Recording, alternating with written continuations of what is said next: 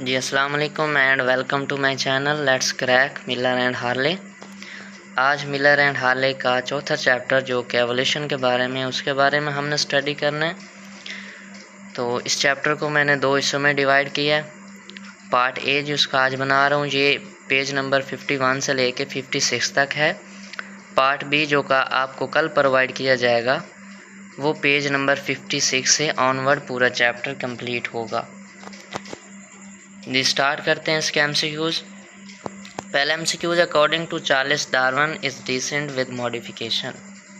Charles Darwin के मुताबिक descent with modification क्या है? जी delta is the right option, organic evolution. दूसरा एमसीक्यूज है the scientific name of African lion is. जी alpha is the right option. देखें अल्फा और बीटा आपको सेम नज़र आ रहे हैं, फ़र्क किस चीज़ का है जिसकी वजह से मैंने ऑप्शन ए सेलेक्ट किया है, डी को सेलेक्ट नहीं किया। जी फ़र्क ये है कि जो साइंटिफिक नेम होता है उसका जो पहला वर्ड होता है वो हमेशा कैपिटल लेटर में होता है, जबकि जो दूसरा वर्ड है आगे जीनस का जो नेम होता है वो हमेशा स्मॉल लेटर में होता है। इधर क्या है बीटा में आप देखेंगे जो पहला है वर्ड स्पीशीज़ का वो स्मॉल में दिया हुआ, जबकि जो जीनस का है वो लार्ज कैपिटल लेटर में दिया हुआ, तो इसलिए बी रॉन्ग हो जाएगा, हालांकि स्पेलिंग दोनों के सेम है। तो alpha is the right option. तीसरा एमसीक्यू है हिमालयन माउंटेन सेपरेट द। जी ये पहले रेक्टिक और ओरिएंटल रीजन को सेपरेट करता है हिमालयन माउंटेन।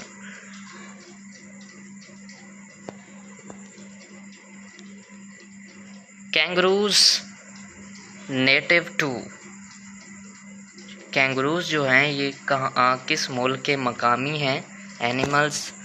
पहला Australia, second Tasmania, third option है अमेरिका या बोथ ए एंड बी, मतलब ऑस्ट्रेलिया और तस्मानिया। तो ये कैंगरू दोनों में पाए जाते हैं, तो डेल्टा जो है ये ऑप्शन राइट है। पांचवा एमसीक्यू है biogeographer divide the world into dash major biogeographic region. जी कितने रीजन में डिवाइड करते हैं? 6 रीजन में डिवाइड करते हैं। छठा एमसीक्यू है the fossil record is therefore more complete for those groups of organism. वो कहता है कि फोसलाइजेशन का जो अमल होता है ये कौन से एनिमल्स ज़्यादा सूटेबल होते हैं फोसलाइजेशन के लिए, और जो वो कहाँ रहते हों तो वो ज़्यादा फोसिलाइजेशन वहाँ पे करवा सकते हैं या उनकी ज़्यादा फोसिलाइजेशन होती है। कहता है ऐसे एनिमल, पहला ऑप्शन है दैट लिव अराउंड वाटर, जो पानी के करीब रहते हों। बीटा ऑप्शन है दैट लिव अराउंड डेजर्ट, या जो सहरा में रहते हों, खुश्की में रहते हों। सी ऑप्शन है दैट हैव हार्ड पार्ट्स, के जिनके जो पार्ट्स हैं वो सख्त होते हों, बॉडी पार्ट्स हो गए। या बोथ ए एंड सी, मतलब पानी के करीब भी रहते हों और हार्ड पार्ट्स भी हों, तो delta is the right option. सातवां एमसीक्यू है palaeontologist estimate that the earth is about billion year old.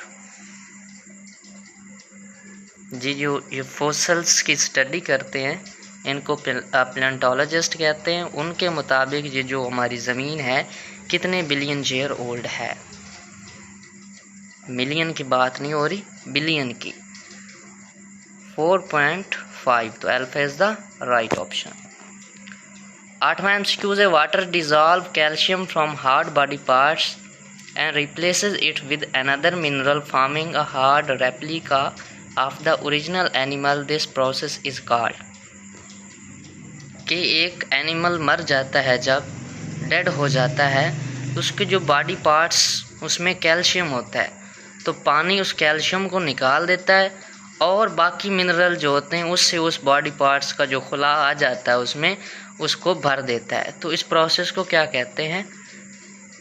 जी इस प्रोसेस को कहते हैं मिनरलाइजेशन, तो beta is the right option. 9 MCQ है the wing of a bird and the wing of an insect are both adaptation for flight but they are not homologous, it is example of। एक परिंदे के पर जो हैं या एक insect हशरात के जो पर हैं दोनों जो हैं उड़ने के लिए इस्तेमाल होते हैं, लेकिन ये होमोलोगस भी नहीं है। तो ये किस चीज़ की एग्जाम्पल है जी? ये कन्वर्जेंट एवोल्यूशन की एग्जाम्पल है। तो Charlie is the right option. 10वां MCQ है trilobites became extinct about years old। According to Miller Harley trilobites जो हैं वो 250 मिलियन ईयर्स ओल्ड हैं। 500 मिलियन ईयर्स ओल्ड ये पहले एग्जिस्ट होते थे, पाए जाते थे, लेकिन जब एक्सटेंट हो चुके वो ड्यूरेशन जो है वो इनका 250 है। 11वां MCQ है dash was dog sized animals with 4 prominent toys on each foot. पहला है ओहिपस, सेकंड है हाइपोहिपस, इकस या मीजोहिपस। जो डॉग साइज था वो हमारे पास ओहिपस है, तो alpha is the right option. 12वां MCQ है हमारे पास climate warm and stable high reptilian diversity birds first appeared, it was the characteristic of period. Climate warm थी, स्टेबल हाई रेप्टिलियन डाइवर्सिटी के रेप्टिलियन बहुत ज़्यादा पाए जाते थे। पहली दफ़ा बर्ड्स जो हुए वो भी अपीयर हुए, तो ये कौन से पीरियड की खसूसियात हैं? Beta is the right option, Jurassic period. 13 MCQ है having a similar function but dissimilar origin. Function एक जैसा है, लेकिन कह लें कि उनका जो स्ट्रक्चर है वो डिफरेंट है, या जहाँ से वो अखज़ किए गए वो डिफरेंट है उनका ओरिजिन, प्लेस ऑफ ओरिजिन। तो इसको क्या कहते हैं? एनालॉगी कहते हैं। होमोलॉगी जिसमें आपके स्ट्रक्चर सेम हो, फंक्शन डिफरेंट हो, वो होमोलॉगी होता है। लेकिन फंक्शन सेम हो, स्ट्रक्चर डिफरेंट हो, तो वो एनालॉगी होती है।